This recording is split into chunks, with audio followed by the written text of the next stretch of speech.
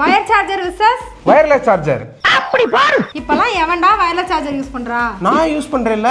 அடே என்னதுல டைரக்டா சார்ஜ் போடுறதுனால ஸ்பீடா சார்ஜ் ஏறுது. அதுல இப்ப பாரு 240 வாட் வரைக்கும் சப்போர்ட் இருக்கு. ஏய் உங்கதுலலாம் நீங்க எப்பவுமே எடுத்து கனெக்ட் பண்ணி சார்ஜ் ஏத்தணும். அதுலயும் நீ நிறைய டைம் சுவிட்சே போடாம போயிருவ. ஆனா என்னது அப்படியா? நான் செட் பண்ணி வச்சுட்டு போற போக்குல அப்படி வச்சுட்டு போயிட்டேன்னா அது பாட்டுக்கு சார்ஜ் ஏறிடும். தம்பி ஏனோ தானே போற போக்குல வச்சுட்டுலாம் போக முடியாது. அதையும் கரெக்டா வச்சாதான் சார்ஜ் ஏறும். அதெல்லாம் நீ சொல்லாத. ஒன்னத பாரு வாளும் தோலுமா தொங்கிக்கிட்டு இருக்கு. என்னத பாரு பிரீமியமா இருக்கும். அதுலயும் 3-in-1 6-in-1 multi purpose use கேஸ்க்காக கொண்டு வந்திருக்காங்க. விதவிதமா அழகழகா இருந்து என்ன பிரயோஜனம்? அதுல சார்ஜ் போட்டா நாளைக்கு தான் சார்ஜ் ஏறும். அதுலயும் ஓவரா ஹீட் ஆகுது. எனர்ஜி வேஸ்டும் அதிகமா இருக்கு. ஒன்னதுல அடிக்கடி இந்த வயரும் டேமேஜ் ஆகிறதுக்கு வாய்ப்பு இருக்குது. நீ சார்ஜ் போடுற போர்ட்டும் டேமேஜ் ஆகிறதுக்கு வாய்ப்பு இருக்குது. டேய் கேபிள் பிஞ்சு போகாம இருக்க 10 ரூபா கேபிள் ப்ரொடெக்டர் வாங்கி போட்டா போச்சு. அப்படியும் இல்லையா கேபிள் மட்டும் மாத்தி பண்ணா. என்னதுல போன் மட்டும் இல்ல TWS வாட்ச்னு அதையும் சார்ஜ் போட்டுக்கலாம். இந்த மாதிரி லைட் ப்ளூடூத் ஸ்பீக்கர்னு மல்டி பர்பஸ் யூஸ் பண்ணிக்கலாம். சரி தம்பி வயர்லெஸ்ல சார்ஜ் போடுறதுக்கும் ஒரு வயர் சார்ஜர் தேவைப்படுமே.